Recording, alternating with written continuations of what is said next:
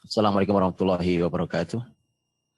Innalhamdulillah nahmaduhu wa nasta'inuhu wa nastahdihi wa nastaghfiruh. Wa na'udzu billahi min syururi anfusina wa min sayyiati a'malina may yahdihillahu fala mudilla lahu wa may yudlil falan tajida lahu waliyyan mursyida. Asyhadu an la ilaha illallah wahdahu la syarika lahu wa asyhadu anna Muhammadan abduhu wa rasuluh.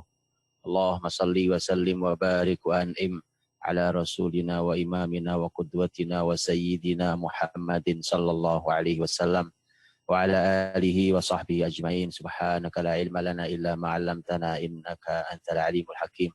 Allahumma a'izzal islam wal muslimin. Allahumma a'izzal islam wal muslimin. Allahumma a'izzal islam wal muslimin. Amma ba'd.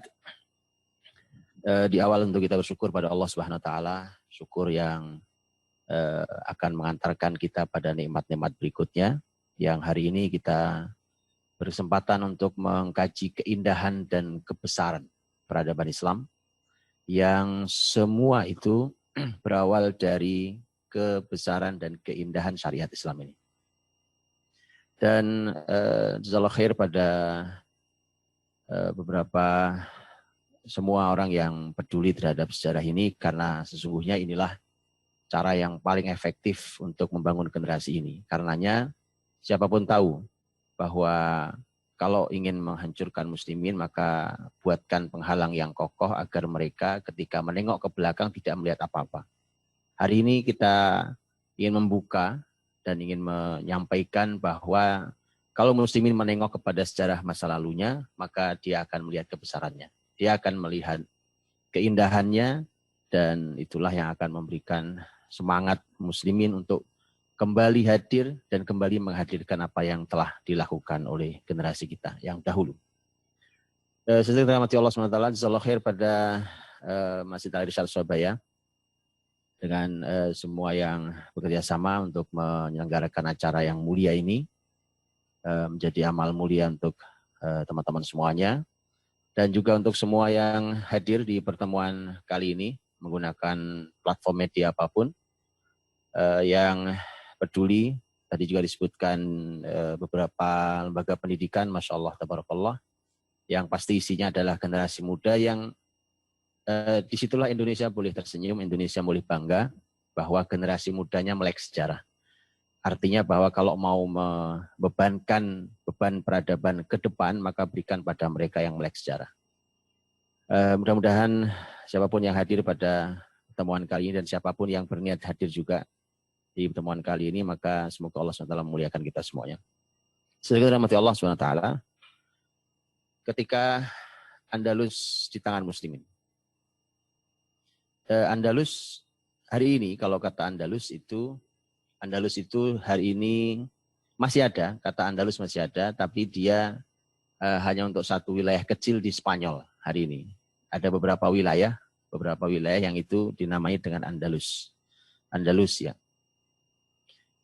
Tapi ini daratan Iberia ini dulu di tangan muslimin, yang wilayahnya mencakup bukan hanya Spanyol, tetapi Spanyol, kemudian Portugal, kemudian Perancis Selatan, sudah masuk Perancis Selatan, dan hanya kurang lebih sekitar beberapa puluh kilometer dari Paris muslimin sudah ambil wilayah itu. Kemudian Sisilia pulau yang hari ini ada di bawah kekuasaan Italia, yang kalau naik ke atas maka akan bertemu dengan Roma. Itulah wilayah Andalusia di tangan muslimin. Itu wilayah kekuasaannya, tapi pengaruhnya tentu melebar sampai kemana-mana karena begitu besarnya peradaban muslim di Andalusia ini. Nah, sedikit rahmati Allah SWT, muslimin di Andalusia 800 tahun lamanya, karena muslimin mulai masuk melakukan pengecekan itu tahun 92 Hijriah, dan kemudian baru meninggalkan Andalusia karena muslimin kalah di Andalusia itu tahun 897 Hijriah, dari 92 ke 897 Hijriah, artinya 800 tahun. Kemudian atau Masehinya tahun 711 sampai 1492. Itu wilayah kekuasaan Andalus itu di tangan Muslimin berarti kurang lebih 8 abad lamanya. Saat Muslimin masuk ke Andalus itu masih di bawah kepemimpinan kekhilafahan Bani Umayyah. Jadi dinasti Bani Umayyah. Kekhilafahan Bani Umayyah ini kemudian nanti karena wilayahnya sampai ke wilayah Afrika. Di Afrika ada pemimpin yaitu Musa bin Nusair. Musa bin Nusair kemudian nanti mengirimkan orang-orang besarnya termasuk yang kita kenal itu Tariq bin Ziyad yang kemudian menjadi nama untuk selat yang hari ini kalau kita masuk dari Spanyol umpamanya ke arah Andalus maka akan ada selat namanya Selat Gibraltar. Selat Gibraltar artinya Selat Jabal Tariq. Jabal Tariq artinya Gunung Tariq, Tariq bin Ziyad. Itulah sampai kemudian nanti dinasti Bani Umayyah di ibu kotanya di Damaskus kalah, kemudian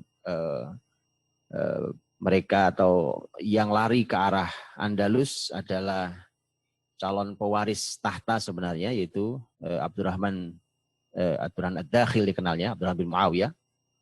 Abdurrahman Ad-Dakhil itu lari tahun 132 karena Bani Umayyah di Damaskus runtuh tahun 132 Hijriah. Tapi sebelumnya sebenarnya masa sebelumnya sudah masuk ya, masa tahun 92 itu. Dan kemudian nanti Abdurrahman Dakhil masuk ke sana, ke Andalusia. Keadaan Andalus belum terlalu stabil karena masih terjadi penyatuan muslimin di internal muslimin. Di tangan Abdurrahman Ad-Dakhil rahimahullah ta'ala, kemudian terjadi kekokohan dan persatuan yang luar biasa. Kemudian berganti dengan dinasti baru, dinasti yaitu kekhilafahan Bani Abbasiyah. Bani Abbasiyah ibu kotanya pindah ke Irak, ke Baghdad. Dan kemudian kemudian akhirnya nanti akan ada dua kekuasaan besar. Sebenarnya Baghdad mencoba untuk mengambil Andalusia dari tangan Bani Umayyah, tetapi di masa Abu Ja'far al-Mansur rahimahullah ta'ala, ternyata Andalusia terlalu kokoh, akhirnya kemudian berdiri mereka bersamaan. Di timur ada kekhilafahan Bani Abbasiyah dan di barat ada keamiran Bani Umayyah. Dan Andalusia tidak mengaku sebagai kekhilafahan, pemimpinnya tidak mengaku sebagai khalifah sepanjang kurang lebih 300 tahun, karena di sebelah timur di Andalusia itu sudah di sebelah timur yaitu di Baghdad itu sudah ada kekhilafahan Bani Abbasiyah dan pemimpinnya adalah khalifah. Tapi nanti di masa Abdurrahman An-Nasir yang memimpin dari tahun 300 sampai 350 Hijriah, baru kemudian disitulah Abdurrahman An-Nasir menyampaikan atau menyebut dirinya sebagai khalifah. Menurut Abdurrahman Nasir bahwa di wilayah timur itu kekhilafahan Islam sudah mulai melemah, dan artinya bahwa Bani Umayyah memiliki adab yang tinggi untuk tidak menyebut dirinya khalifah karena di timur sudah ada khalifah. Itu ringkasnya, singkat kata, dari secara kurang lebih perjalanan kepemimpinannya. Kemudian nanti di Andalus mengalami tiga fase besar, yaitu fase di mana muslimin dari mulai masuk sampai nanti zaman berakhirnya dinasti Bani Umayyah di barat, maksud Bani Umayyah di Andalusia. Kemudian nanti berganti itu masa penyatuan yang luar biasa. Kemudian nanti berganti dengan Al-Muluk wa Tawaif, itu pecah, jadi negeri-negeri Andalus Islam itu pecah masing-masing, ada pelajaran mahal di sana. Kemudian nanti yang ketiga terakhir sekali nanti adalah kebesaran Granada secara mandiri, karena Granada bertahan sangat lama setelah negeri-negeri pecahan-pecahan Andalusia itu sudah berguguran satu persatu dan jatuh ke tangan Kristen, pasukan Kristen dari utara yaitu Castile dan Aragon. Baik, teman-teman rahmati Allah, saya tidak membahas itu. Kalau itu latar, supaya kita tahu dulu latar, nanti saya bicara tentang Andalus, nanti kita perlu tahu latar, itu latarnya, ya. Yang nanti ketika Andalus runtuh, tahun 897 atau 1492 Masehi itu sudah runtuh, dan terakhir kota yang dimiliki adalah Granada. Itu Muslimin sudah memiliki dinasti yang baru di muka bumi, kekhilafan yang baru yang usianya sudah 200 tahun, jadi sudah kuat. Yaitu dinasti Turki Utsmani sebagai dinasti terakhir. Baik. Pembahasan saya tentu bukan pembahasan di wilayah itu. Sekali lagi ini adalah latar saja. Tapi saya lebih ingin menyoroti tentang apa karya Muslimin di peradaban Andalus. Ketika Andalusia di tangan Muslimin. Sesuai rahmati Allah Subhanahu wa Ta'ala, Muslimin itu hadir dimanapun, itu menggunakan kaidah inna fatahna laka fatham mubina. Sesungguhnya kami, kata Allah, membuka. Fatahna laka. Kami membuka untukmu, wahai Muhammad. Inna fatahna laka fatham mubina. Pembukaan yang nyata. Kata fath. Karenanya di akhir, termasuk surat yang turun terakhir juga adalah surat An-Nasr. Idza jaa nasrullahi wal fath. Ketika datang pertolongan Allah, nasrullah wal fath. Fath artinya membuka. Istilah itulah yang dikenalkan Allah di dalam Al-Quran untuk Nabi Muhammad SAW. Karenanya istilah itulah yang lebih disukai oleh Muslimin setelah Rasul SAW. Yang kemudian ketika Muslimin masuk ke sebuah negeri yang baru, menguasai wilayah musuh, maka disebutnya futuhat atau fath. Jamak dari kata fath, jamaknya futuhat, artinya membuka. Penguasaan, apalagi penjajahan, itu bukan ruh Muslimin. Karena kalau babnya adalah hanya menguasai, maka itu bukan Muslimin. Ini sebenarnya PR pertama kita hari ini, bahwa kita dimanapun kita berada, di sebuah tempat, di sebuah organisasi, di sebuah negara, di sebuah kelompok, di sebuah jamaah, mestinya ketika kita membuka satu wilayah baru itu, mestinya jangan penguasaan. Yang menyebabkan kekacauan hari ini sebenarnya adalah karena kita ini bergaya penjajah. Yaitu kita masuk ke sebuah tempat sebenarnya menguasai, ingin menguasai. Padahal semestinya kita masuk ke sebuah tempat itu membuka, fath, membuka. Bukan menguasai. Kalau menguasai, banyak orang tersinggung. Apalagi yang punya rumah, kan? Karena dia merasa kehilangan kekuasaan. Tetapi membuka. Nah, futuhat ini di Andalusia akan sangat terlihat nyata. Disinilah bedanya antara penjajahan dengan futuhatnya Muslimin. Kalau penjajahan seperti yang kita lihat di Indonesia, Indonesia ini dijajah oleh Belanda sangat lama. Dijajah lama oleh Belanda, kita tidak ditinggali apa-apa ini. Ya, paling ditinggali gedung-gedung itu. Kita bahasa saja tidak ditinggali oleh Belanda. Kita tidak bisa berbahasa Belanda hari ini. Ya kan? Kita tidak ditinggali apa-apa oleh mereka. Karena mereka hanya masuk, kemudian menguasai, kemudian mengeruk kekayaan Indonesia, kemudian dibawa ke negeri Belanda. Itu yang ada. Itu bedanya di situ. Dan Anda kalau melihat bahwa Muslimin itu kalau masuk ke sebuah negeri melakukan futuhat. Mereka masuk ke sana, mereka buka wilayah sana, kemudian mereka buka hati masyarakatnya dengan hidayah, mereka buka akal masyarakatnya dengan ilmu, mereka buka kehidupan ini sampai dimakmurkan. Itu futuhat, pembukaan. Muslimin kalau sudah masuk ke sebuah negeri mereka bertanggung jawab. Bukan hanya datang mengeruklah.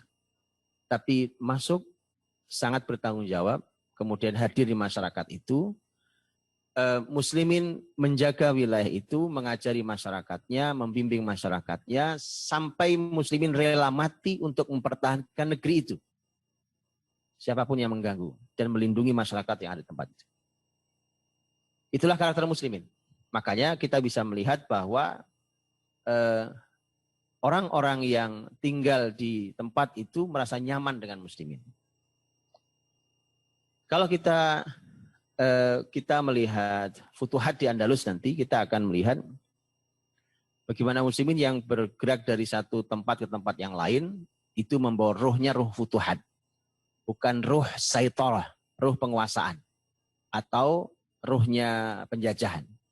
Ya ini supaya kita di awal supaya kita tahu, karena ada sebagian orang yang tidak suka dengan Islam, kemudian mengatakan bahwa muslimin di Andalusia, ya kan, itu sama saja dengan Yahudi di Palestina umpamanya.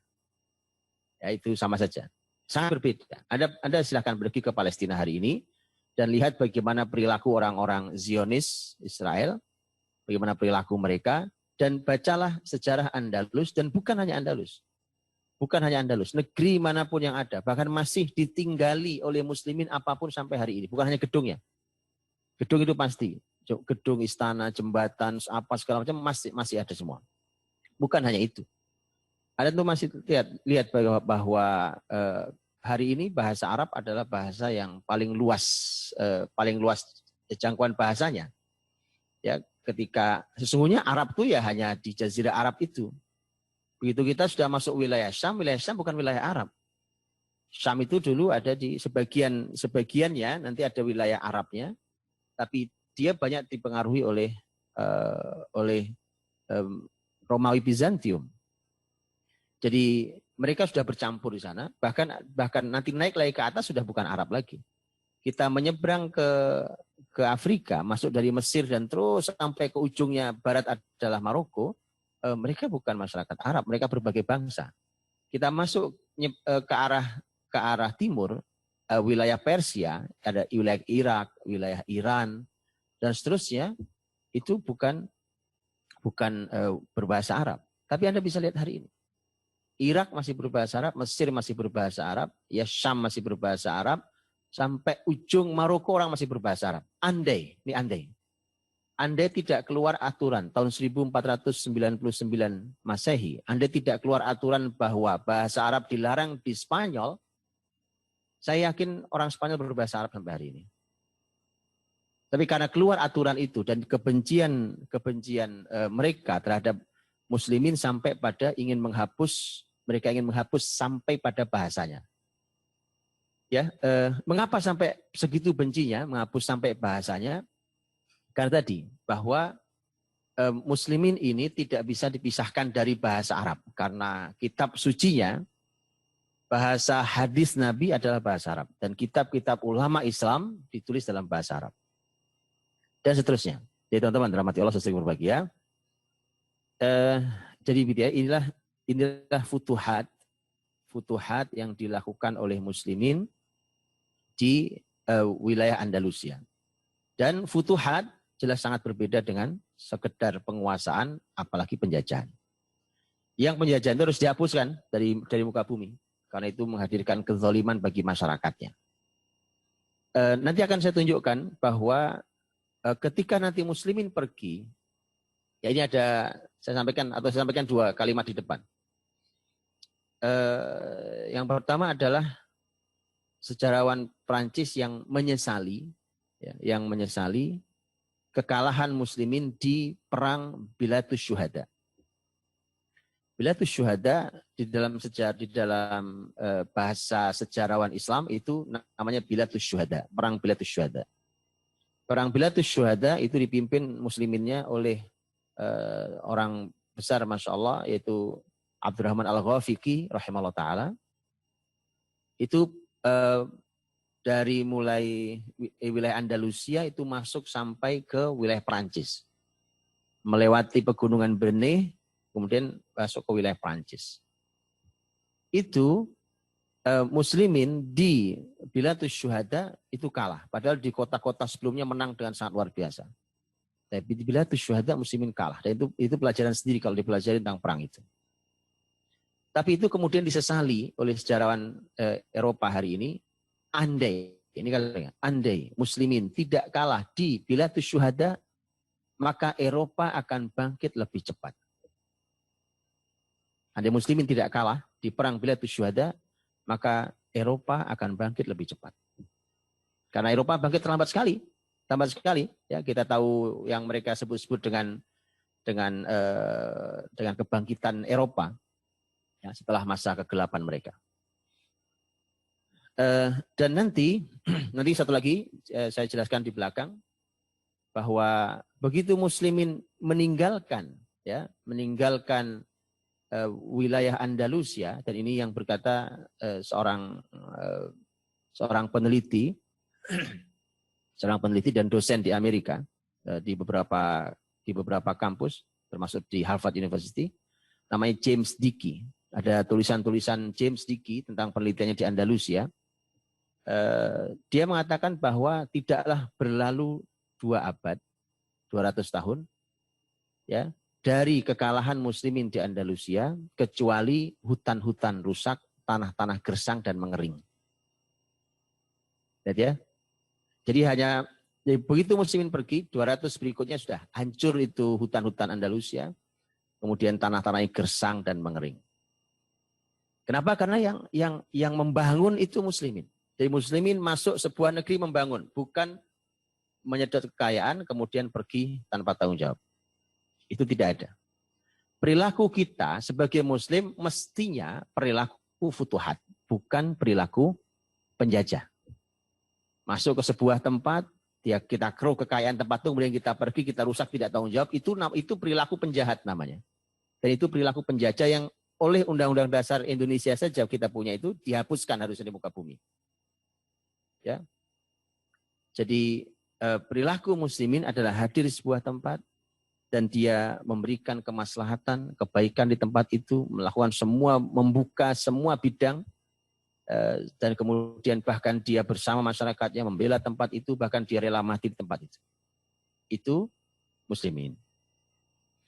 Nah, saudara dirahmati Allah Subhanahu wa taala, saya ingin memulai dari ini, saya akan melewati beberapa bidang kehidupan yang kita bisa lihat nanti di dalam kitab-kitab Andalus ya, dan buku-buku tentang Andalus sangat amat banyak. Teman-teman yang bisa membaca literatur di dalam bahasa Arab, ada sangat amat banyak kitab-kitab berbahasa Arab, ya, yang berbahasa lain juga ada, tapi yang lebih banyak adalah yang berbahasa Arab tentang Andalusia, baik buku-buku yang sudah sangat tua ataupun buku-buku yang hari ini yang masih ditulis dan sangat amat melimpah bukunya. Andalusia tentu begitu muslimin masuk ke sana, maka muslimin selalu kaidahnya adalah Al-Quranul Karim.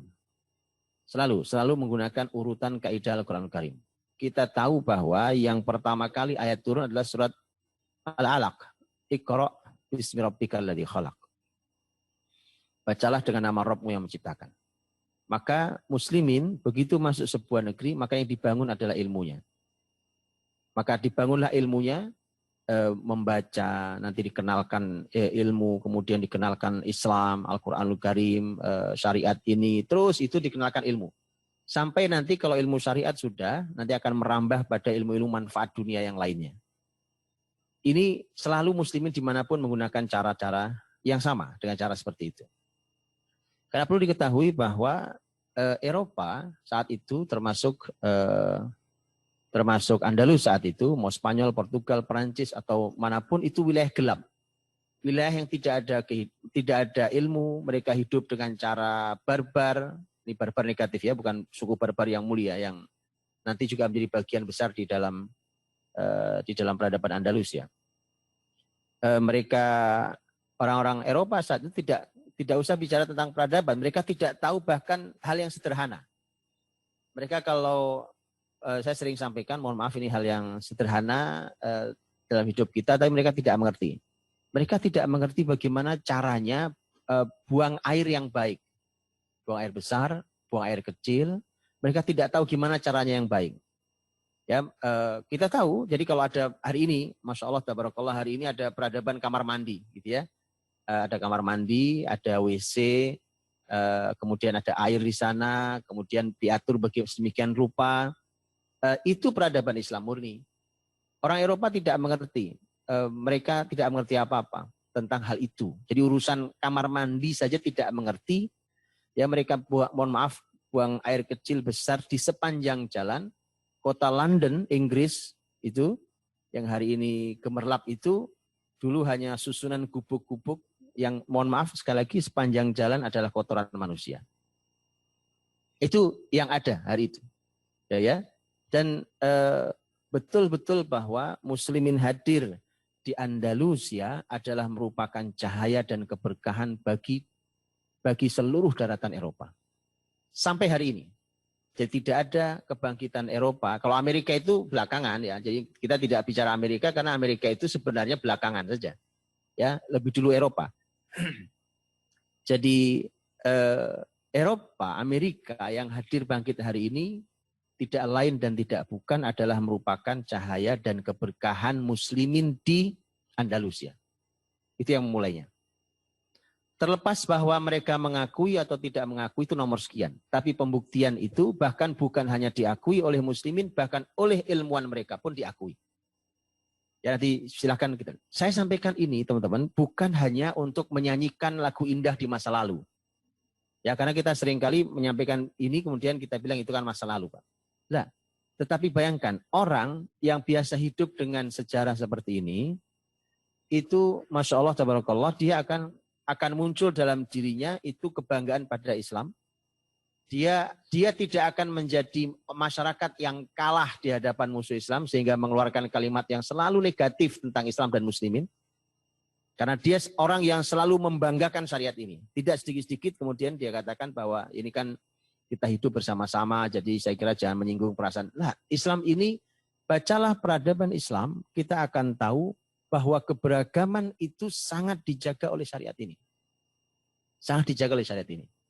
Jadi kalau ada yang menganggap bahwa kalau syariat Islam dihadirkan, kemudian keyakinan dan agama lain akan tersinggung dan tersingkir, itu artinya orang ini tidak pernah tahu tentang sejarah peradaban Islam. Ya, dan biasanya orang-orang yang memang tidak bangga dengan Islam, kemudian dia minder dengan Islam, akhirnya kemudian dia mengeluarkan kalimat-kalimat itu. Generasi Islam ini generasi yang dihadirkan oleh Allah Subhanahu wa taala untuk memperbaiki bangsa. Demi Allah tidak ada yang bisa memperbaiki sebuah negeri kecuali muslimin. Kalimat klaim ini boleh kita diskusikan, boleh kita bicarakan, boleh kita tunjukkan buktinya. Ya, kalau babnya cuma ditunjukkan, lihat koruptor kebanyakan hari ini adalah muslim, bukan muslim itu yang dimaksud. Ya, kita sedang bicara tentang sebuah peradaban Islam yang dibangun oleh muslimin dengan keislaman yang sesungguhnya. Nah, maka kenapa? Karena tadi muslimin hadir di sebuah negeri akan membangun, tapi tentu dengan ilmu yang mumpuni sebagai seorang muslim. Maka sedikit rahmati Allah SWT, Andalusia itu menghadirkan secara ilmu Islam, ilmu syariat Islam, apapun itu, ilmu Qur'annya, ilmu tafsirnya, ilmu hadisnya, ilmu fikihnya, ilmu apapun di dalam syariat ini, Andalusia itu menghadirkan ulama-ulama besar yang kita kenali. Mari saya sebutkan sebagiannya. Umpamanya di ilmu Quran, teman-teman yang fokus di Al-Quran pasti akan sangat mengenali nama Asy-Syatibi, Imam Asy-Syatibi rahimahullah taala. Ya, Imam Asy-Syatibi yang hari ini jalur qiraat itu melalui jalur Imam Asy-Syatibi, Al-Hifdzul Amani. Tahukah teman-teman bahwa Asy-Syatibi, Imam Asy-Syatibi itu dari sebuah tempat yang namanya Syatibah. Syatibah itu nama tempatnya. Makanya Asy-Syatibi. Itu imam besar di ilmu qiraat. Ya, di ilmu Al-Quranul Karim. Kalau kita, ini saya cuma kasih contoh satu-satu ya. Kalau kita melihat umpamanya tafsir, ilmu tafsir. Dan perlu diingat bahwa satu orang tidak hanya satu ilmu. Ini saya sebutkan hanya karena kita mengenali Imam Asy-Syatibi sebagai seorang ahli qiraat. Imam Al-Qurtubi yang menulis kitab tafsir sangat terkenal, yang akhirnya kemudian dikenalkan tafsir Al-Qurtubi, tafsir Al-Qurtubi, Jami' Ahkamil Quran. Imam Al-Qurtubi dari Cordoba. Cordoba adalah Cordoba. Al-Qurtubi ya adalah penulis kitab tafsir sangat terkenal, itu tafsir Al-Qurtubi. Tentu bukan hanya satu orang yang dihadirkan sebagai ahli tafsir. Kita kenal, kalau teman-teman belajar tafsir akan kenal namanya Ibnu Athiyah. Ibnu Atiyah, ada tafsir yang khas dan dia tafsir rujukan utama di ilmunya, yaitu menafsirkan Quran dengan pendekatan bahasa, grammar bahasa. Jadi tafsir Quran tapi menggunakan pendekatan bahasa, ilmu bahasa. Itu tafsir terkenal ya, tafsir yang paling besar dalam bab itu adalah tafsirnya Imam besar Abu Hayyan Al-Andalusi. Nah, dari namanya ketahuan, Al-Andalusi. Abu Hayyan Al-Andalusi. Itu tafsir Al-Bahrul Muhit. Itu tafsir. Tentu masih sabrek lagi data yang lain. Dalam kitab fikih, jangan tanya kalau fikih. Atau sebelum fikih, hadis. Hadis jangan tanya. Hadis imam besar di berbagai bidang ilmu hadis ada sangat banyak. Bahkan salah satu imam besar di ilmu hadis yang memiliki musnad, kitab musnad. Ya, musnad adalah kumpulan hadis Nabi SAW dengan metode mengumpulkan hadis berdasarkan nama sahabat. Adalah imam besar Baqi bin Makhlad rahimahullah ta'ala. Ada musnad Baqi bin Makhlad rahimahullah ta'ala. Baqi bin Makhlad adalah salah satu muridnya Imam Ahmad yang punya musnad Ahmad bin Hanbal rahimahullah ta'ala. Bayangkan Ahmad bin Hanbal ada di mana? Di negeri timur, jauh di Baghdad sana. Ya, teman-teman kalau tidak kebayang saya bicara tentang peta, nanti buka peta ya. Bayangkan jarak antara Baghdad di Irak, ya, dengan Andalus ya, dengan Spanyol, ya, tempatnya Baqi bin Makhlad Al-Andalusi. Lihat jaraknya itu, ya, berapa ribu kilometer jaraknya. Ya, dia harus masuk nyebrangi selat dulu baru masuk ke Maroko, terus berjalan sepanjang barat sampai timurnya benua Afrika, ya kan? Dari mulai Maroko di barat sampai timurnya adalah Mesir. Kemudian nanti naik ke atas masuk ke wilayah Syam, dari Syam terus ke arah timur, nanti baru timur jauh sampai ketemu dengan negeri Irak di Baghdad. Ketemu Imam Ahmad rahimahullah ta'ala yang memang ingin belajar tentang hadis. Sampai sejauh itu perjalanan, begitu sampai di negerinya Imam Ahmad rahimahullah ta'ala, ternyata Imam Ahmad sedang dicekal, tidak boleh ngajar ilmu. Ya, ini permasalahan di dalam ilmu politik, kemudian juga kelompok sesat atau pemikiran sesat dalam Islam. Imam Ahmad dicekal, tidak boleh mengajar ilmu saat itu, padahal sudah sangat jauh Baqi bin Makhlad berangkat. Ya, dan unik, tapi Baqi datang menghadap Imam Ahmad, kemudian mengatakan, saya datang dari negeri jauh, hai Imam. Kemudian Imam Ahmad bertanya, apa kamu datang dari Trablus itu wilayah yang di Trablusnya Tripoli Libya. Karena itu sudah jauh sekali. Kata Baqi bin Makhlad, saya datang untuk sampai ke Tripoli saja masih harus menyeberangi lautan dan harus menempuh perjalanan darat. Masih jauh sekali berarti. Saya ingin belajar padamu, hai Imam Ahmad. Imam Ahmad mengatakan, pasti kamu sudah mendengar bahwa saya dilarang untuk mengajar ilmu. Baqi bin Makhlad kemudian mengatakan iya, tapi saya ingin belajar. Maka Baqi punya rencana dan disetujui oleh Imam Ahmad. Perencanaannya adalah, saya setiap pagi akan datang ke rumah Anda, mengetuk pintu kecil, ada pintu kecil di rumah Imam Ahmad, mengetuk pintu kecil dari belakang ini, kemudian Baqi berpakaian layaknya pengemis, jadi seperti pengemis yang pakaiannya lusuh dan compang-camping, kemudian nanti berteriak, Assalamualaikum sodaqoh rahimakumullah. Ya. Assalamualaikum, saya minta sodaqoh rahimakumullah. Ilmu sodaqoh, tapi minta sodaqoh, seperti pengemis. Maka nanti dilakukan, kemudian Baqi dipersilakan masuk, kemudian diberikan ilmu hadis oleh Imam Ahmad, kemudian selesai hari itu pulang. Ya lama-lama tuh nggak boleh lama. Nggak mungkin pengemis berlama-lama, itu orang akan curiga. Maka begitu seterusnya sampai beberapa tahun sampai Imam Ahmad diizinkan mengajar.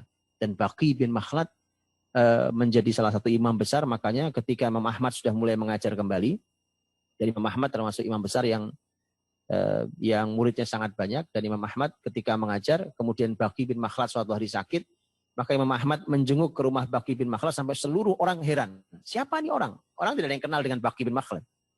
Siapa dia? Kok sampai sekelas Imam Ahmad harus menjenguk dia sampai ketika dia sakit? Ya, dan kemudian muncul kalimat yang menarik. Ya, muncul kalimat menarik. Kalimatnya adalah, apakah Anda merasa telah belajar ilmu?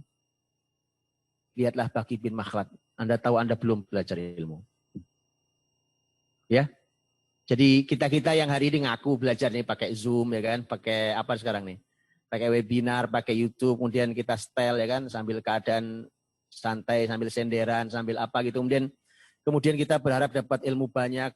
Maka Imam Baqi bin Makhlad nanti ketika pulang ke Andalus, dia berkata ke murid-muridnya, kalian sudah belajar ilmu? Begini nih belajar ilmu? Ya, kayak begini cuma kualitas belajar ilmu kalian. Karena Imam Baqi bin Makhlad punya sejarah bagaimana beliau belajar ilmu dengan cara yang sangat ajaib seperti tadi itu.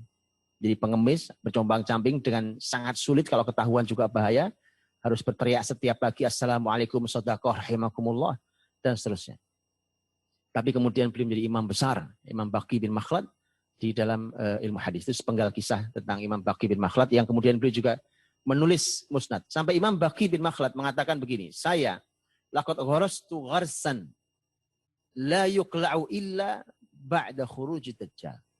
Saya sudah menanamkan ilmu di Andalus ini yang tidak mungkin dicabut kecuali setelah nanti dajjal keluar. Itu kata Imam Baqi bin Makhlad. Begitu para ulama ya. Itu ilmu hadis. Kalau kita masuk ke ilmu fikih umpamanya, Masya Allah ilmu fikih jangan tanya lagi. Secara madhab Eropa, hampir seluruh Eropa dari timur sampai barat, madhabnya adalah madhab Hanafi. Kecuali Andalusia. Karena Andalusia itu yang membawa ilmu fikih ke Andalus adalah murid-muridnya Imam Malik rahimahullah ta'ala. Sehingga wilayah Afrika bagian utara, dari mulai Maroko, tetangganya, kemudian sampai nyebrang ke Spanyol, wilayah Andalus seluruhnya itu madhabnya Maliki. Sampai hari ini, muslimin di sana madhabnya Maliki. Dan Pak Imam membesar di sana menulis kitab-kitab yang luar biasa yang menjadi rujukan-rujukan utama dalam madhab Maliki. Teman-teman yang belajar fikih tahu umpamanya Imam Ibn Abdul Bar rahimahullah taala. Imam Ibn Abdul Bar ulama besar di dalam madhab Maliki. Bahkan menjadi bukunya itu menjadi rujukan-rujukan utama di dalam madhab Maliki. Begitu juga imam-imam lainnya, ya, para imam yang lainnya yang juga memiliki keilmuan tentang fikih yang luar biasa. Bahkan Andalusia menghadirkan madhab baru. Nah, ya, menghadirkan madhab baru yang tidak ada di tempat lain. Kita mengenali fikih madhab Hanafi, madhab Maliki, madhab Syafi'i, madhab Hambali. Andalusia menghadirkan madhab baru, namanya madhab Zahiri. Ya, Abu Dawud Al-Zahiri, pencetusnya, pemikiran fikihnya, ini imam besar dalam Islam. Okay. Yang nanti akan dibesarkan madhabnya oleh imam besar, yaitu Imam Ibnu Hazm rahimahullah ta'ala. Dalam salah satu kitab terkenalnya adalah kitab Al-Muhalla, yang di sana isinya adalah membicarakan tentang madhab fikih yang dipegangnya. Teman-teman bicara tentang madhab fikih tentu belajar yang baik ya, karena madhab fikih itu di dalam Islam adalah kekayaan intelektual yang di sana muslimin diajari menjadi orang cerdas, dan fikih dengan berbagai madhab bukan penyebab pertikaian. Yang penyebab pertikaian itu karena kita fanatik terhadap sebuah madhab, awalnya diawali dari karena kita tidak cukup ilmunya. Ulama dulu dengan bangga menyebut dirinya madhabnya apa, itu biasa. Ya, siapapun itu akan menyebut nama madhabnya siapa. Ya, bahkan pindah madhab itu hal yang juga bukan aib. Dan itu tersebut dalam sejarah Islam. Ya, tersebut orang madhab ini kemudian pindah ke madhab ini dan seterusnya. Kan itu adalah karya-karya para ulama kita, rahimahumullah. Umpamanya di ilmu apalagi? Ilmu bahasa umpamanya. Ilmu bahasa. Di pesantren-pesantren di Indonesia pasti sangat mengenali para santri, sangat mengenali Alfiyah Ibnu Malik. Ibnu Malik orang mana? Orang Andalus. Alfiyah Ibnu Malik di dalam ilmu nahwu Masya Allah, tabarakallah. Sampai sekarang lihat, penulisnya di Andalusia, dihafal di pesantren-pesantren sampai negeri timur jauh seperti kita di Indonesia hari ini. Alfiyah Ibn Malik. Ini karya besar, subhanallah. Orang yang sudah meninggal sangat lama, tapi ilmunya masih terus bercahaya. Ini imam besar ya di dalam ilmu bahasa contohnya. Begitu seterusnya, teman-teman rahmati Allah, ini hanya sekilas tentang bahwa dalam ilmu syariat, di berbagai bidang ilmu apapun, ternyata muslimin di Andalusia memiliki karya-karya yang karya mereka tidak tanggung. Bahkan sampai hari ini dia menjadi rujukan utama di berbagai bidang ilmu. Kemudian di ilmu-ilmu manfaat yang lainnya, selain ilmu syariat, yaitu ilmu-ilmu umum yang lainnya, Masya Allah, tabarakallah, silahkan dibicarakan, gak ada habisnya. Andalusia. Kalau menurut Imam Asy-Syafi'i rahimahullah ta'ala, Imam Syafi'i mengatakan bahwa ilmu yang terbaik setelah ilmu al-adyan adalah ilmu yang berhubungan dengan al-abdan. Setelah ilmu yang berhubungan yang urusannya ilmu agama, ilmu yang terbaik setelahnya adalah ilmu yang berhubungan dengan badan manusia. Nah, badan manusia ini, ilmu badan manusia ini diantaranya ilmu kedokteran. Makanya dahulu Imam Syafi'i sudah marah-marah dari zaman dulu, ya kan? Beliau marah dengan kalimatnya bahwa kalian serahkan ilmu kedokteran ini kepada Yahudi dan Nasrani. Itu sampai Imam Syafi'i lihat. Imam Syafi'i bukan dokter. Beliau sebagai imam besar dalam berbagai macam ilmu agama, tetapi beliau tidak dikenali sebagai seorang dokter. Beliau sampai harus peduli dan marah ketika muslimin mengabaikan ilmu kedokteran itu kemudian diserahkan pada Yahudi Nasrani. Efeknya apa? Efeknya banyak. Kita kehilangan banyak hal. Ya, kehilangan banyak hal.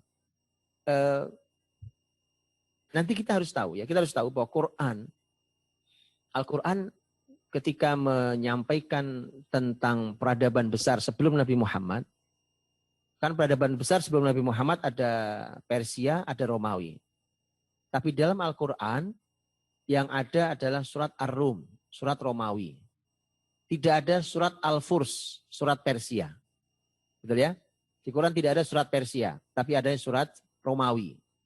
Mengapa? Karena Romawi ini adalah ahlul kitab. Persia bukan ahlul kitab. Sehingga ini pelajaran buat Nabi Muhammad SAW yang juga diberikan oleh Allah Alkitab. Dan di surat Ar-Rum itu Allah SWT menyampaikan di antaranya, ayatnya menyampaikan tentang bahwa orang-orang kafir itu Allah menyampaikan ya'lamuna zahiram minal hayatid dunya wa hum 'anil akhirati hum ghafilun. Mereka itu hanya tahu zahirnya ilmu dunia ini. Zahiram minal hayati dunia. Jadi kehidupan dunia ini mereka cuma tahu zahirnya saja, kulitnya saja. Dan mereka lalai dalam urusan akhiratnya. Makanya banyak masalah yang tidak bisa diselesaikan. Karena itulah pentingnya muslimin. Pentingnya muslimin di situ pentingnya. Jadi generasi muda yang hari ini hadir di kajian ini, jangan heran kalau hari ini banyak hal nggak bisa diselesaikan. Contohnya pandemi ini, ya kan? Banyak hal tidak bisa diselesaikan. Ya, karena Quran sudah mengatakan itu. Ya'lamuna zahiram minal hayatid dunya. Pokoknya ilmu itu kalau diserahkan dan tidak dipegang muslimin, yang terbaca hanya kulitnya saja. Nanti kalau kita jawabnya begini, lah muslimin gimana diserayung hari ini? Ya, itu masalah kita berarti. Selesaikan dulu urusan pribadi muslimin. Ya, sebagai muslim, kemudian ambil alih kembali ilmu-ilmu itu, karena itu akan manfaat. Itulah kenapa Syekh Abdul Hasan Ali An-Nadwi rahimahullah ta'ala itu sampai menulis buku itu sangat lama rahimahullah. Beliau dalam bukunya itu judulnya adalah Madza khasiral alam bin hitatil muslimin. Apa kerugian dunia ini dengan jatuhnya muslimin. Jadi muslimin itu ketika jatuh, yang rugi bukan cuma muslimin. Muslimin itu kalau jatuh, yang rugi seluruh alam ini rugi.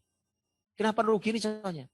Ada masalah nggak terselesaikan. Masalah di dunia apapun. Dunia kesehatan, masalah dunia pendidikan, masalah dunia pertanian, masalah dunia militer, masalah apalagi yang lain. Semua masalah.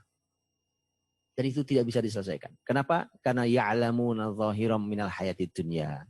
Karena mereka hanya tahu zahir saja ilmu itu. Kalau urusan akhirat jangan tanya, pasti mereka lalai.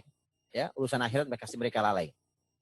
Nah, muslimin Andalusia jadi akan menjadi sebuah contoh. Jadi contoh untuk kita. Di dunia kedokteran umpamanya, Andalusia di dunia kedokteran, Masya Allah menghadirkan para kreator luar biasa. Orang-orang sangat kreatif di berbagai bidang ilmu, dari ilmu syariat tadi sampai berbagai ilmu yang lainnya. Di dunia kedokteran dikenali dengan bapak bedah kedokteran, Az-Zahrawi rahimahullah ta'ala. Az-Zahrawi rahimahullah ta'ala, beliau diantaranya punya buku tulis judulnya At-Tasrif liman ajiza 'anit ta'lif. At-Tasrif dan buku-buku kedokteran yang lain yang beliau tulis itu nanti menjadi salah satu literatur utama di kedokteran Eropa, bahkan di dunia Islam pasti kalau dunia Islam, di daratan Eropa, dan itu menjadi kurikulum utama di mereka. Ya, sampai abad jauh, bahkan sampai setelah abad 15. Az-Zahrawi itu beliau menciptakan alat-alat bedah. Subhanallah, alat-alat bedah, menciptakan alat bedah. Dan itu orang Andalus, menciptakan alat-alat bedah. Bahkan di bukunya itu beliau menciptakan lebih dari 200 alat bedah. Apapun itu, dari yang mulai kecil-kecil sampai alat bedah betul, ya, alat bedah dunia kedokteran. Saya pernah menyaksikan sebuah acara televisi, seingat saya ini acara lama sekali. Seingat saya ini televisi Inggris, kalau saya tidak salah ingat. Di mana kemudian si pembawa acaranya membukakan bukunya Az-Zahrawi, yang di sana ada gambar tentang alat bedah yang diciptakan itu, kemudian dijelaskan fungsinya dan seterusnya, bagaimana menggunakannya, kemudian dibawa ke ruang dokter. Waktu itu yang ingin dibuktikan seingat saya adalah dokter mata, kalau saya tidak salah, dokter mata atau saya lupa, yang jelas salah satu dokter spesialis, seingat saya mata. Kemudian ditunjukkan Az-Zahrawi menciptakan alat untuk mata, untuk bedah mata itu. Ini alat-alatnya. Dokternya menunjukkan alat yang ini, alatnya ini. Sampai sekarang masih dipakai dengan model yang masih persis sama seperti di bukunya Az-Zahrawi. Alat yang ini, buku ini, alatnya yang ini, dan seterusnya. Subhanallah. Jadi makanya gini, teman-teman, kebayang ya kalau Islam menerapkan copyright, anak turunnya Az-Zahrawi kaya raya, betul ya? Anak turunnya Az-Zahrawi akan sangat kaya raya kalau muslimin kenal dengan istilah copyright. Karena setiap orang yang membuat alat harus izin ke keluarganya Az-Zahrawi dan harus membayar sejumlah uang, karena itu dulu yang menemukan adalah bapak mereka itu Az-Zahrawi. Tapi karena muslimin nggak kenal itu. Ya, itu salah satu dokter yang luar biasa. Dan ada sangat amat banyak melimpah pakar-pakar kedokteran di Andalusia. Orang-orang Eropa, raja-raja Eropa dahulu, itu kalau masyarakat Eropa sampai raja-rajanya itu kalau mau belajar, itu satu, dan mau berobat mereka ke Andalusia. Mereka nggak pergi ke negeri kota-kota yang lain di wilayah mereka. Mereka non-muslim tentu, non-muslim, mereka pergi ke Andalusia. Makanya saya sering katakan begini, keadaan muslim hari ini, lihat ya, keadaan muslim hari ini itu mirip dengan keadaan Eropa di masa muslim besar di Andalus. Saya ulang kalimat saya. Ya, keadaan muslim hari ini itu mirip dengan keadaan Eropa saat muslimin besar di tangan, saat Andalus besar di tangan muslimin. Tadi, hari ini coba kita lihat, karena muslimin hari ini tidur, pingsan, ya kan? Alhamdulillah sudah mulai menggeliat bangun generasi mudanya. Yang perlu didukung oleh orang tua, bukan malah dijatuhkan. Ketika hari ini kita sekolah, kita bahkan mungkin berobat, ya kan? Orang yang punya uang, mereka akan pergi ke negeri-negeri yang sekolahannya canggih-canggih, peralatannya juga canggih-canggih, keilmuannya juga lebih maju dan seterusnya. Itu persis seperti keadaan Andalus ketika di tangan muslimin. Orang-orang Eropa, raja-raja Eropa, orang-orang yang punya harta mereka, kalau mereka mau menyekolahkan anak mereka, mereka kirim ke Andalusia. Kalau mereka mau berobat, mereka pergi ke rumah sakit yang ada di Andalusia. Ya, itu apakah kemudian Muslimin memaksa mereka untuk keluar dari agama mereka kemudian masuk Islam? Tidak. Tidak. Bahkan ini bukti keberagaman itu sangat dijaga oleh syariat ini. Jadi orang-orang yang Islamofobia itu orang-orang yang ketakutan betul kalau syariat ini hadir. Itu jelas orang-orang yang punya masalah Islamofobia. Ya, itu punya penyakit, mereka takut terhadap Islam. Islam sangat menjaga. Bayangkan bahkan salah satu lulusan Andalusia nanti begitu pulang menjadi paus. Enggak tanggung-tanggung, bukan cuma pendeta biasa. Jadi salah satu paus di Katolik Roma adalah lulusan Andalusia. Ya, nggak ada orang kemudian belajar ke Andalus, ke kampus-kampus Islam, kemudian dipaksa untuk murtad. Nah, nggak ada itu. Dijaga betul, silahkan. Kalau mau beribadah dengan versi agama silahkan, dan seterusnya. Ini menjadi catatan penting untuk siapapun yang ketakutan terhadap syariat. Anda tidak sadar bahwa Anda sedang terkena Islamofobia itu. Baik, jadi Andalus saat itu menjadi pusat peradaban ilmu, sehingga kampus-kampus besar, kemudian rumah sakit yang istimewa dengan para pakar yang luar biasa. Sekali lagi bahwa bayangkan alat yang dibuat Az-Zahrawi, ya kan, berabad-abad yang lalu itu masih bisa kita saksikan di ruang-ruang dokter. Bisa bayangkan itu. Ya. Itu di salah satunya di ilmu kedokteran. Ya. Tentu sekali lagi saya cuma menyebut satu-satu contohnya karena itu bidang yang sangat besar. Ya, kalau Anda cek tentang spesialisasi. Dahulu contohnya spesialis mata, Al-Kahal.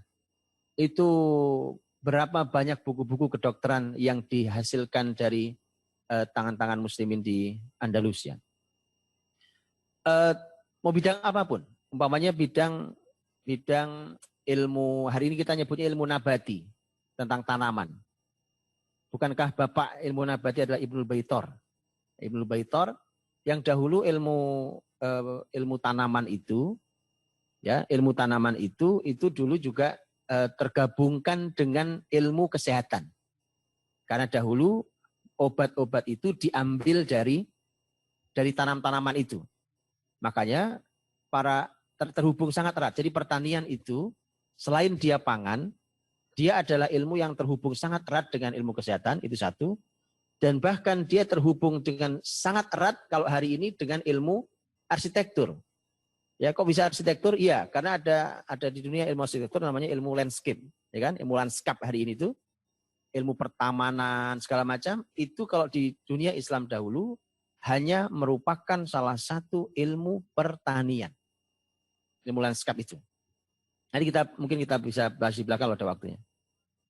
Jadi imam ilmu besar dalam ilmu tentang tanaman, tentang nabati itu adalah Ibnu Baitor. Ibnu Baitor itu salah satu bukunya itu membahas tentang 1.400 tanaman. Dari 1.400 itu 300 itu tanaman baru yang ditemukan oleh Ibnu Baitor. Dijelaskan tentang pohonnya seperti apa, kemudian seperti apa karakternya, dia manfaatnya apa, bahayanya apa, dan seterusnya. Itu ilmu tentang tanaman. Begitu juga umpamanya kalau kita beralih kepada ilmu-ilmu lain. Contohnya adalah ilmu arsitektur atau ilmu tentang bangunan, ya, arsitektur bangunan. Kalau kita pergi ke Masjid Nabawi hari ini, atau kalau ada yang belum pergi, mudah-mudahan segera pergi ke sana. Itu kita bisa melihat, nanti lihat di foto-fotonya yang belum ke sana, lihat ya, bangunan lengkung-lengkung itu di dalam Masjid Nabawi, ya, lengkungnya, bahkan dengan warna-warni belangnya itu, gambar-gambar warna belangnya di dalam Masjid Nabawi, Anda boleh cek. Itu persis sama dengan model Masjid Jami' Cordoba. Persis sama. Nah, itu muslimin dulu yang buat sejak zaman dahulu. Ya, jadi muslimin itu menemukan metode tentang, karena saya belum lama diskusi dengan teman-teman arsitek bahwa lengkung itu, gitu ya, melengkung itu ternyata masya Allah adalah itu bukan hanya sebuah keindahan, tetapi di sana ada ilmu arsitektur sebagai penahan beban bangunan yang terbaik dan seterusnya. Ini bangunan ini bisa kita lihat. Umpamanya kalau kita bicara tentang gedung-gedung menjulang tinggi hari ini. Di kota-kota besar cenderung gedungnya menjulang tinggi seperti di negeri kita juga sama. Bangunan menjulang tinggi itu bisa kita saksikan di Andalus. Sudah sangat awal, sudah sangat lama ini. Ya. Bayangkan ada bangunan yang dibangun setinggi kurang lebih 90 meter. 90 meter itu kalau bangunan hari ini sudah berapa puluh lantai. Ya, itu sudah ada. Muslimin dulu sudah membangun di Andalus itu. Ya, itu menara Masjid Raya Cordoba, ya, itu berapa tingginya yang dipakai oleh Abbas bin Firnas untuk terjun, manusia pertama di muka bumi yang terbang niru burung. Ya, itu Abbas bin Firnas. Dan seterusnya. Maka bangunan luar biasa. Arsitekturnya, bangunannya luar biasa. Muslimin menciptakan teknologi-teknologi di dunia arsitektur, dunia teknologi yang lainnya juga sangat luar biasa. Yang sangat terkenal adalah Istana Al-Hamra di Al-Hambra nyebutnya kita. Qasrul Hamra atau Istana Al-Hambra di Granada. Yang salah satunya yang terkenal adalah yang saya sering sampaikan ada patung apa tuh? Kepala singa ya. Ada 12 patung kepala singa di dalamnya. Dalam istana itu yang melingkar gitu, yang dari setiap mulut kepala singa itu keluar air. Yang itu sebenarnya jam. Setiap berganti 1 jam, ya maka dia akan keluar dari jadi kalau satu mulut singa begitu seterusnya sampai 12. Jadi kalau sekarang ini jam 12 umpamanya maka akan keluar air dari 12 mulut singa. Itu teknologi muslimin ditanam di situ. Kemudian begitu muslimin kalah di Granada, maka itu dibongkar oleh orang-orang Spanyol non-muslim, dibongkar, mereka penasaran ingin tahu ini mesinnya bagaimana di bawah tanahnya. Begitu mereka bongkar, kemudian alat itu rusak. Kabarnya sampai hari ini belum bisa diperbaiki.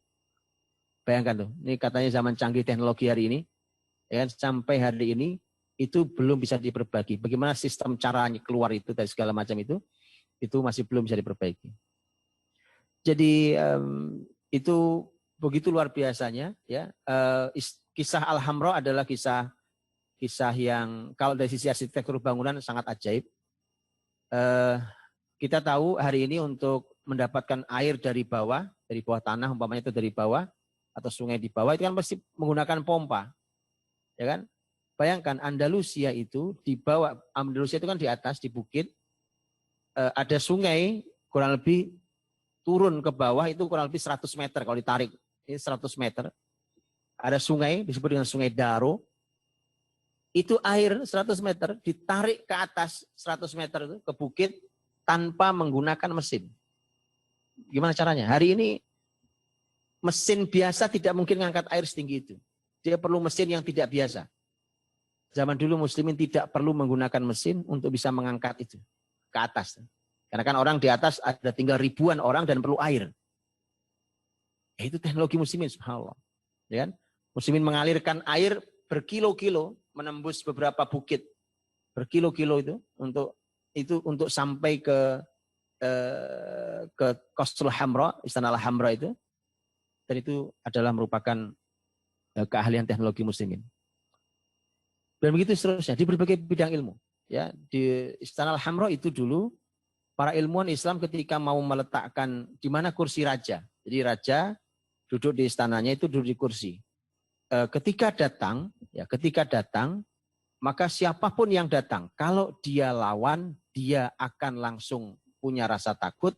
Kalau dia kawan, maka sang raja terlihat sangat wibawa.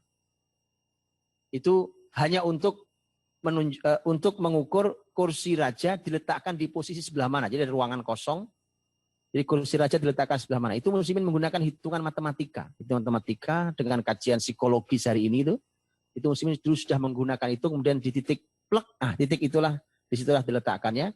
Siapapun yang masuk, maka dia akan punya rasa bahwa sang raja begitu wibawa. Ya, sehingga kalau dia musuh, maka dia tidak akan berani macam-macam. Kalau dia teman, dia kawan atau apa, atau relasinya, maka dia akan semakin menghormati sang raja dan seterusnya. Baik, begitulah dan di contohnya apalagi yang lain? Contohnya pokoknya di ilmu lingkungan hidup hari ini. Ilmu lingkungan hidup umpamanya. Itu muslimin dahulu itu Masya Allah di Cordoba dan di kota-kota Islam dahulu di Andalusia itu jalanannya terang seperti jalanan kita hari ini. Malah jalanan kita hari ini ada yang gelap, ya kan? Ada yang gelap, jalannya bolong-bolong, ya kan? Apalagi kalau musim hujan, Masya Allah. Andalusia itu tata kotanya luar biasa. Luar biasa. Ya, berkilo-kilo panjangnya itu tidak ada yang gelap. Itu sepanjang itu. Jadi ini bayangkan, ini pembicaraan bukan zaman sekarang. Kalau zaman sekarang mungkin kita berpikir normal. Itu kita bicara tentang zaman itu. Bahkan ada pengawasan negara tentang kebersihan lingkungan umpamanya. Ya, hari ini kita ada yang kumuh sebagian lingkungan. Ini kebersihan lingkungan. Di sana bahkan ada kontrol dari negara. Kebersihan lingkungan, baik jalanannya tidak boleh membuang sampah sembarangan, setiap rumah harus menjaga rumahnya masing-masing dan seterusnya. Ada banyak yang berubah. Begitu tidak menggunakan pendekatan Islam pasti banyak yang berubah. Ya, termasuk nanti umpamanya di membangun kota atau tata kota itu. Ya, membangun perumahan, rumah-rumah kita hari ini itu tidak menggunakan pola-pola yang diterapkan oleh muslimin ketika mereka membangun tata kotanya dahulu, atau membangun perumahan, atau membangun lingkungannya, atau membangun rumahnya. Nanti sebagian mungkin kita bahas di belakang. Karena muslimin itu wajib tahu jam waktu sholatnya, ya, maka dia atau waktu ibadahnya yang lain, maka muslimin itu akan sangat peduli dengan masalah waktu. Karena itulah musliminlah yang menemukan tentang jam, yang membuat jam. Muslimin sangat peduli dengan ilmu falak yang berhubungan dengan bintang, dengan bulan, dengan kita lihat ilmu falak, astronomi hari ini menyebutnya. Abbas bin Firnas yang dikenal sebagai manusia yang pertama terbang di muka bumi ini, manusia pertama yang iseng terbang itu Abbas bin Firnas. Itu kita kenali hanya sebagai seorang penerbang. Jadi pesawat hari ini itu ide dasarnya adalah Abbas bin Firnas. Jauh ratusan tahun sebelum Wright bersaudara yang disebut sebagai orang yang pertama kali terbang. Abbas bin Firnas itu mengkaji burung, jadi murni bahwa manusia terbang itu ide dasarnya adalah ingin seperti burung. Dari mana dikajinya? Dikajilah burung itu. Quran bicara tentang burung, dikaji dan seterusnya sampai kemudian dia ingin terbang. Terbang, dia loncat dari ketinggian dengan menggunakan alat yang dibuatnya. Penerbangan pertama gagal landingnya, kemudian nanti penerbangan yang kedua berhasil. Jadi tapi Abbas bin Firnas bukan hanya dikenali sebagai penerbang. Dia ilmuwan besar sampai dia mendapatkan sebutan gelar sebagai ahli hikmah di negeri Andalus. Itu sebutannya Abbas bin Firnas. Karena Abbas bin Firnas itu punya banyak sekali penemuan. Pulpen kita nulis pakai pulpen hari ini ya. Kita nggak pernah mengamati dulu. Tanyakan kepada kakek-kakek nenek kita, di mana dulu mereka nulis pakai celup. Ya, gitu kan ada bambu kah dulu atau apakah ya, kemudian dicelupkan di tinta ditulis, celup lagi tulis lagi, celup kan itu celup berapa kata habis celup lagi dan seterusnya. Kita sekarang nggak perlu celup karena satu pulpen begini ini panjang terus tulis sepuasnya aja nggak habis-habisnya, ya kan nanti habis ganti lagi. Siapa yang menemukan itu? Siapa yang buat? Abbas bin Firnas. Kita tidak pernah mengamati itu sebagai, dan bahkan kita nggak tahu ya, kita pakai karena kita tidak tahu. Jadi teman-teman kalau megang pulpen nanti teman-teman harus tahu bahwa itu karya ilmuwan besar Andalusia. Ada yang kalau kita hari ini ke planetarium, ya planetarium yang lebih canggih dari itu pernah dibuat oleh Abbas bin Firnas di rumahnya sendiri. Bayangkan itu sudah sangat lama, jadi itu bukan barang baru. Jadi Abbas bin Firnas itu membuat kubah hari ini sebenarnya planetarium, membuat kubah. Kemudian begitu masuk ke kubah itu orang-orang akan belajar banyak. Jadi ada seperti persis kayak planetarium hari ini. Ya, nanti ada langit, ada bintang, ada bulan, ada matahari, ada awan, ada kilatan petir dan ada suara gemuruhnya petir. Itu sudah dibuat oleh Abbas bin Firnas. Kan? Sejauh itulah muslimin dahulu sudah membuatnya. Ya, untuk apa? Untuk muslimin belajar. Saat itu untuk siapapun belajar tentang ilmu astronomi. Karena muslimin juga mengurusi karena masalah ilmu, maka muslimin sangat peduli dengan peralatan. Kan tadi peralatan muslimin harus menemukan peralatan. Dulu kertas itu dibuat di kota Syatibah yang tadi saya bilang Imam Asy-Syatibi. Itu produksi kertas yang disebarkan itu kertas itu ke berbagai negeri. Begitu pula di berbagai bidang ilmu yang lain, apapun itu, ya. Pertanian di Andalusia itu dulu susah panen, dulu negerinya dipegang oleh orang nggak ngerti pertanian. Begitu muslimin masuk, muslimin banyak membawa ilmu pertanian yang diambil dari negeri Syam.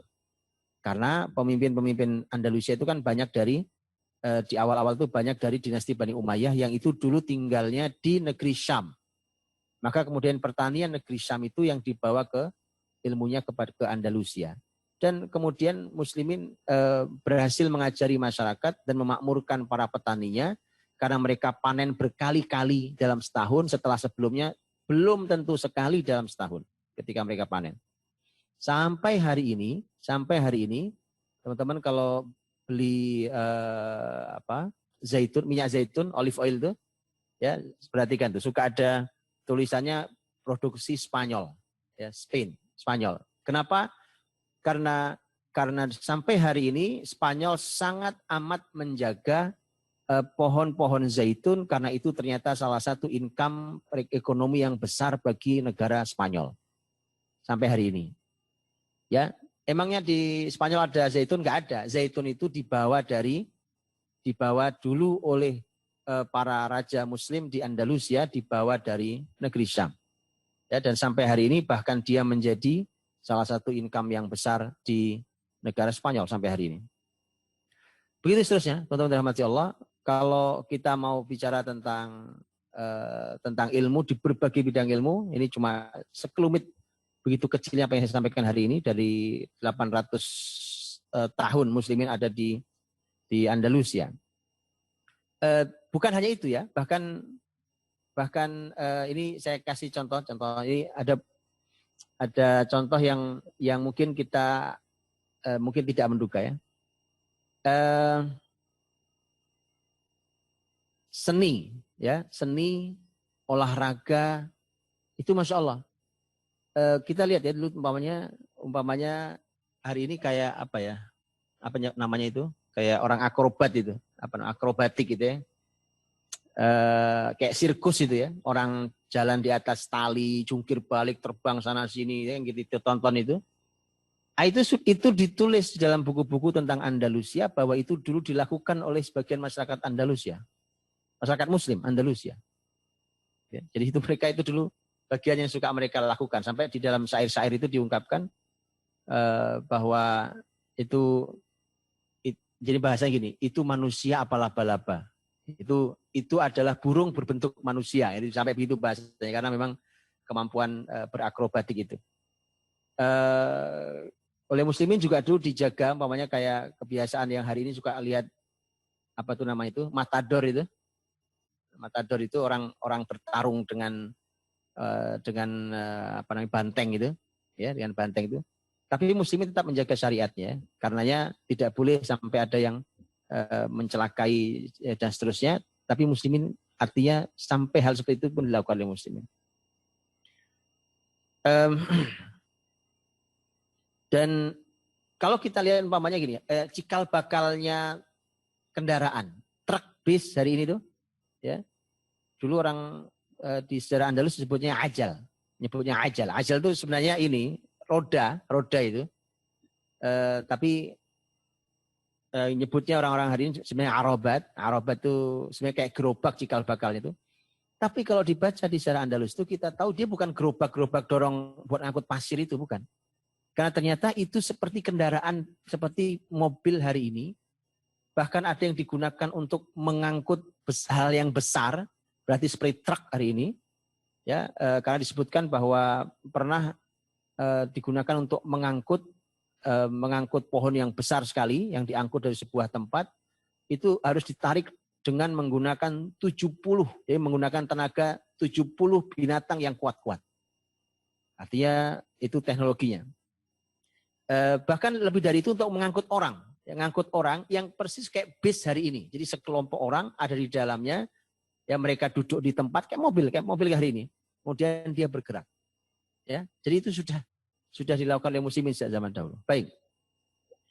Ya itu sebagian data. Bahkan ada yang unik-unik. Ini juga kegemaran muslimin juga ya di antaranya. Di Andalus itu rumah-rumah apalagi istana raja.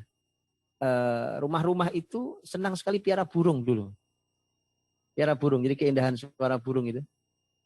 Wallah alam, saya tidak tahu burungnya apa, tapi kalau dilihat terjemahan hari ini, itu ada burung disebutnya burung zarzur atau burung kalau jamaknya zarazir. Zarzur itu kalau diterjemah hari ini itu jenis burung jalak, Pak. Burung jalak itu hari itu. Tapi saya tidak tahu, mungkin yang ahli pakar perburungan mungkin bisa memberikan masukan. Apa bisa burung jalak itu ngomong kayak burung beo? Karena di dalam literatur tentang sejarah Andalus, burung zarzur itu atau tadi mungkin burung jalak itu ternyata bisa ngomong seperti burung beo. Tapi bukan burung beo, karena beo mereka tahu juga.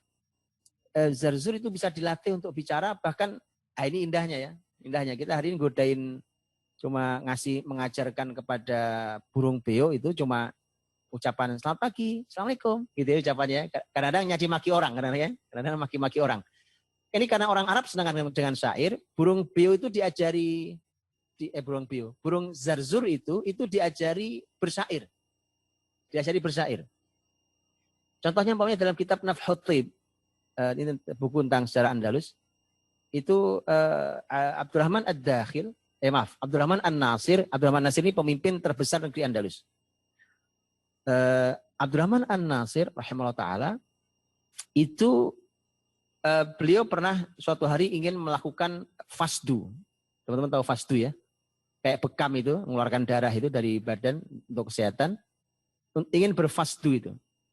Begitu datang dokter yang ingin yang mengerti fasdu itu, begitu sudah dipegang tangannya sang khalifah ini, Abdurrahman An-Nasir, dengan difasdu, kemudian hinggaplah burung zarzur itu. Hinggap burung zarzur di situ, hinggap di atas sebuah bejana, hinggap di atasnya. Kemudian burung zarzur itu kemudian bersyair dia. Dia ada bunyinya, kayak burung beo tapi ada bunyinya. Ya, bunyinya begini bunyinya. Ayyuhal fasidu rifqan bi amiril mu'minina innama tafsidu irqan fihi mahyal alamina. Itu bunyinya. Ayyuhal fasidu rifqan, wahai Anda yang sedang dokter yang ingin melakukan fasdu, rifqan, berhati-hatilah, ya hati-hatilah bi amiril mu'minina, kepada amirul mu'minin, karena ini adalah Khalifah Abdurrahman An-Nasir. Innama tafsidu irqan, karena Anda akan memfasdu urat, ya, ini urat tubuhnya, irqan fihi mahyal alamina. Ini bukan sembarang urat nih, ini urat yang di situ ada kehidupan seluruh alam ini. Jadi maksudnya adalah karena dia pemimpin besar, manfaatnya untuk sekeliling, untuk negerinya, bahkan berbagai negeri luar biasa. Itu pesannya si burung itu. Sampai Abdurrahman An-Nasir juga loh, ini burung bisa ngomong, siapa yang ngajari, ya. Disebutkan nanti ternyata burung itu yang mengajari bicara ternyata istrinya Abdurrahman An-Nasir. Gitu ya. Jadi dulu orang-orang Andalus itu suka dengan burung, mereka punya piara burung di rumah masing-masing, di antaranya malah mereka mengajari burung zarzur itu untuk bicara itu. Walau alam itu burung apa, tapi kalau saya cek terjemahan itu zarzur, itu zarozir, itu ternyata semacam burung jalak, tapi apakah dia bisa bicara, saya nggak tahu. Baik, sedikit dirahmati Allah SWT. Sekarang jam berapa? 11. Oke.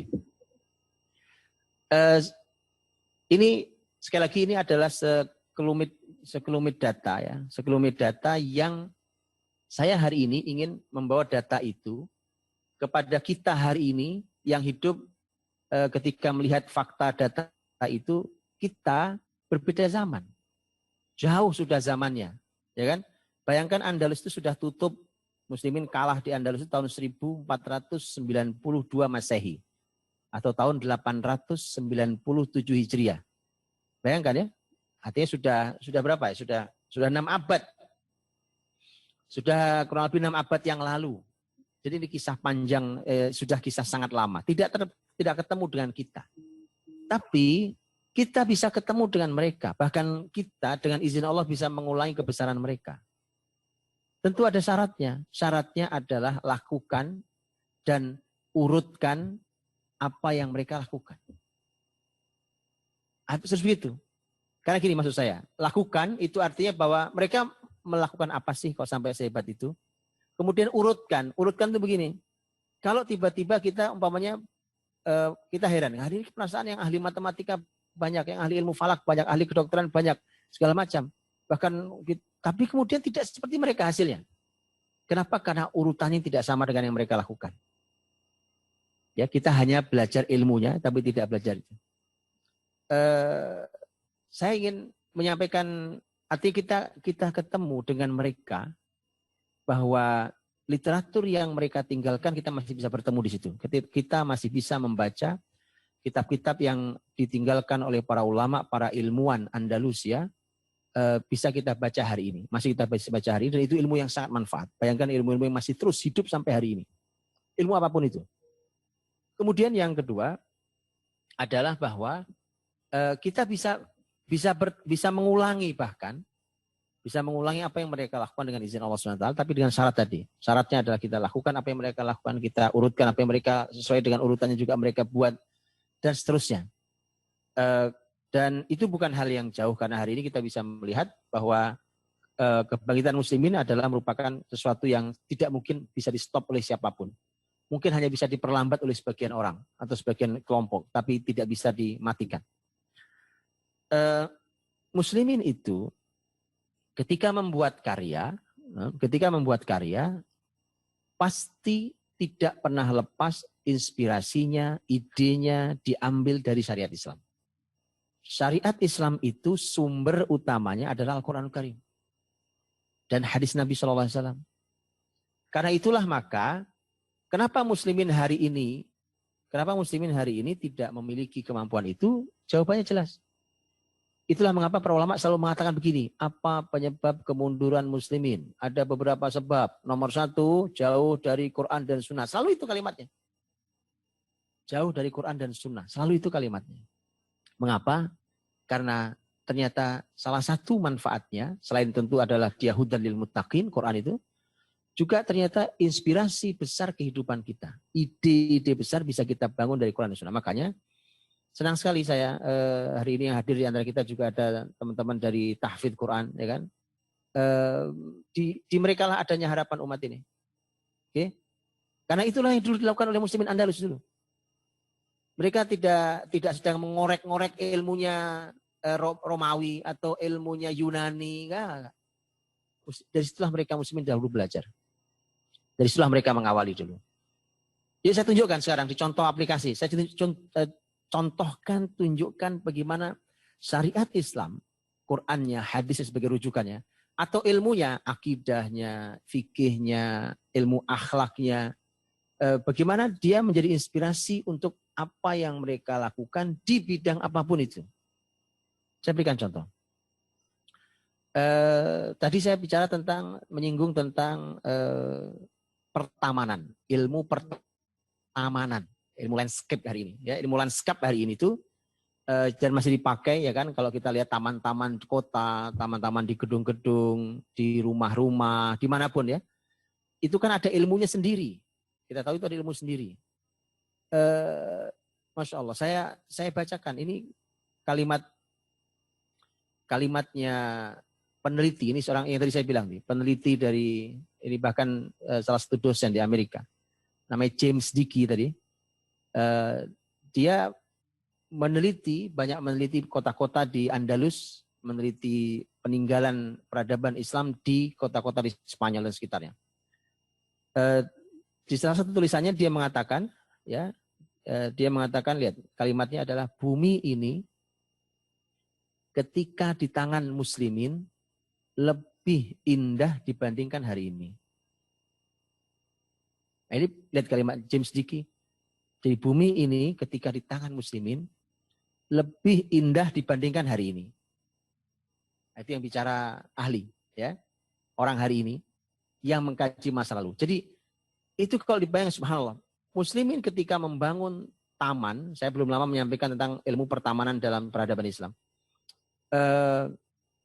Ketika muslimin bicara tentang taman itu, Andalus salah satu contoh yang luar biasa karena negeri-negeri yang masya Allah subur juga, sehingga pertamanan itu istimewa sekali dan dikagumi. Ternyata dulu di tangan muslimin bumi ini lebih indah. Jadi hari ini itu tidak indah. Kalimat James Dickey, ya kan? Bahwa negeri bumi hari ini tidak indah. Lebih indah ketika dulu di tangan muslimin. Kenapa? Karena keindahan itu syariat Islam.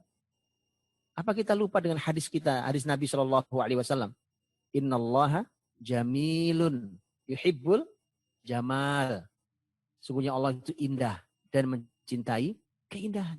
Itu syariat loh. Jadi keindahan itu syariat. Makanya kalau muslimin kok tidak indah, ya kan? Itu melanggar syariat itu. Ya. Contoh di antara contoh keindahan adalah parfum. Parfum itu kan aroma yang membuat menjadi lebih indah hidup ini. Dan itu adalah syariat. Syariat. Ya. Parfum itu adalah syariat. Dan subhanallah, muslimin di Andalusia itu diantaranya meninggalkan ilmu parfum. Yang hari ini kita tahu, makanya jangan heran kalau ibu kota parfum di dunia ini ada di Perancis. Jangan heran. Tapi ingat, ilmu parfum itu, ya parfum itu, Eropa nggak pernah mandi, jadi nggak kenal parfum dia. Muslimin yang menjadi, itu syariat dalam Islam masalahnya. Bukankah buat kaum laki-laki kalau Jumatan ya kan ada sunnahnya untuk pakai ketika dia berangkat Jumatan. Ya begitu juga ketika dia berangkat ke masjid untuk sholat. Ya parfum ini bukan cuma hak laki-laki, perempuan juga ada hak untuk parfum. Hanya ada aturan syariat ya. Jadi itu syariat di dalam agama kita. Kemudian lihat Prancis ditinggali ilmu parfum itu berapa penghasilannya? Parfum itu, ya, berapa penghasilan parfum di dunia hari ini? Besar sekali. Itu hanya sedikit dari syariat ini. Luar biasa itu. Nah, kembali tadi pada kalimat James Dickey tadi itu, bumi lebih indah ketika bicara tentang pertamanan. Teman-teman tahukah bahwa semua ini berawal, muslimin kenapa sampai sehebat itu? Karena semua berawal dari syariat ini. Tadi saya sudah bilang, parfum itu syariat ini. Maka muslimin berupaya untuk menciptakan berbagai macam hal tentang parfum. Aromanya, sampai mesin distilasi. Mesin penyulingan. Ya, mesin penyulingan. Kan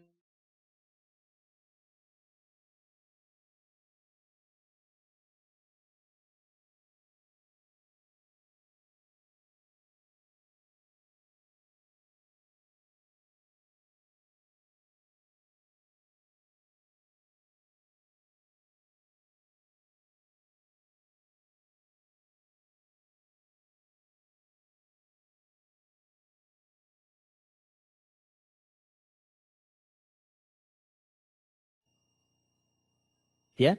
Contoh lain. Umpamanya tentang masalah satrul aurah. Dalam bab fikih kita tahu ada namanya satrul aurah, yaitu menutup aurat.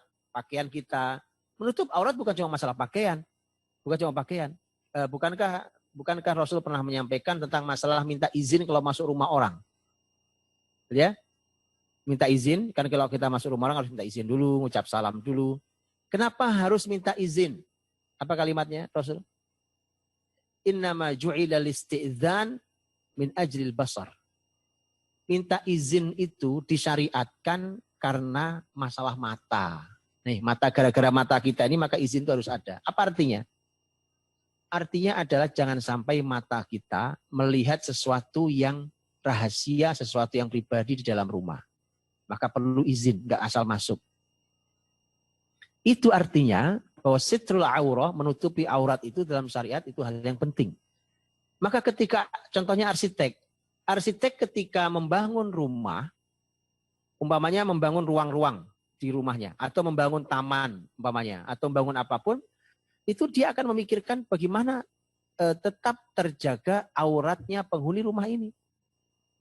Itu arsitektur dalam Islam.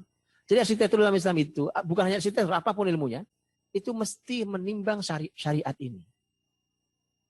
Ya, mesti menimbang syariat ini. Ya, jadi karenanya itu Masya Allah akan mengubah.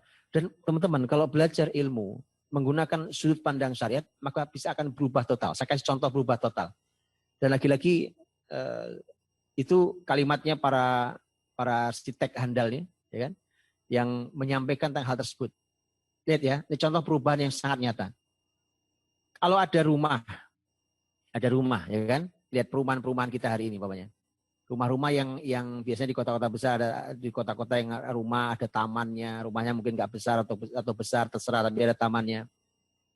Di mana diletakkan taman biasanya? Diletakkannya di luar. Di dalam ada ya, di dalam ada itu kalau biasanya kalau tanahnya lumayan. Tapi kalau tidak, biasanya pasti diletakkan di luar. Betul ya? Diletakkan di luar. Kalau Anda baca dalam arsitektur Islam itu ternyata rumah-rumah itu sekecil apapun itu, saya bacakan kalimatnya James Dickey. Walau rumah-rumah itu kecil, tetap di dalamnya terdapat air mengalir, terdapat bunga-bunga, pewangian, pohon-pohon kecil dan tempat-tempat istirahat. Rumah sekecil apapun di Andalus itu, kata James Dickey, sekecil apapun rumah itu di dalamnya ada begitu. Jadi taman itu dulu dibuat oleh muslimin untuk kenikmatan penghuni rumah. Sehingga bisa dinikmati. Menjadi tempat bercengkrama keluarga. Menguatkan hubungan antar suami istri dan anak-anak. Itu tujuannya. Nah kalau taman ditaruh di luar, kan kita nggak mungkin nongkrong sesantai itu kan. Namanya tempatnya di luar ya kan. Makanya itu karena begini kalimatnya. Ini kalimatnya Dr. Muhammad Yahya Waziri. Beliau juga punya buku sangat bagus judulnya Al-Imarah Al-Islamiyah. Bangunan Islam. Ya, karena beliau juga arsitek bangunan Islam. Beliau mengatakan bahwa karena muslimin itu tidak biasa bangga-banggaan, ya. Tidak biasa membanggakan diri, bangga-banggaan di depan orang, tidak biasa. Itu kalimat ditulis oleh Dr. Muhammad Yahya Waziri itu untuk menceritakan tentang taman-taman yang dibuat hari ini, yang itu ditaruh di luar, yang menikmati orang lewat. Tapi orang rumah itu cuma sekian persen menikmatinya. Coba kalau dia diletakkan di dalam rumah. Seperti taman-taman yang ada di rumah-rumah di Andalus saat itu. Ya dulu di Cordoba saja itu ada ratusan ribu rumah di kota Cordoba. Jadi bayangkan kalau di kota itu, di rumah itu kemudian di dalamnya ada taman itu. Karena muslimin tidak biasa, cuma ingin menunjukkan rumah ini bagus loh, tamannya taruh di luar. Ya, maka muslimin bicara tentang fungsi dan bicara, lihat, bangga-banggaan itu bicara akhlak. Muslimin tidak biasa dengan itu. Tujuan manfaatnya apa sih taman? Manfaatnya adalah untuk kita nikmati bersama di rumah, bersama keluarga kita. Di sini kita bercengkrama bersama, diskusi, bercanda bersama, berdialog bersama. Di sini kita kuatkan hubungan keluarga ini dan seterusnya. Ya, itu fungsinya musim itu.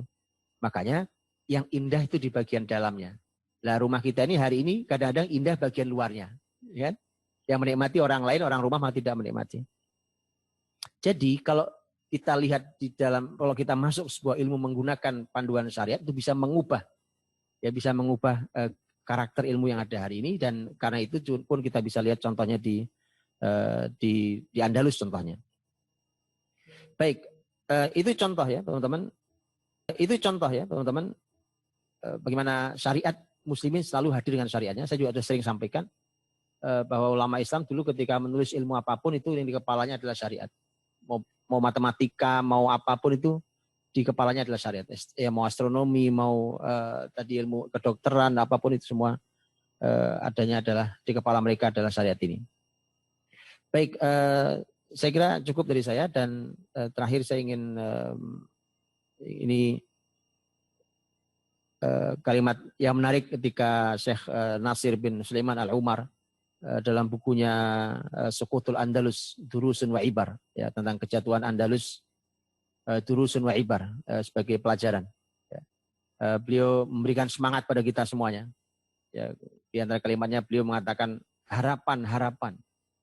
Ini agama Allah, tetapi mana para pekerja kerasnya? Ini kalimat beliau. Harapan-harapan. Ini agama Allah, tetapi mana para pekerja kerasnya? Jazakumullah khair. Itu saya kira dari saya. Saya kembalikan ke Surabaya. Barakallahu fikum. Jazakumullah khairan, Ustadz. Masya Allah, luar biasa apa yang disampaikan tadi. Kita ada benang merah yang perlu kita lihat begitu ya, Bapak Ibu dan pemirsa kajian akbar pagi hari ini. Yaitu dari semua karya mereka itu inspirasinya adalah dari Al-Quran ya.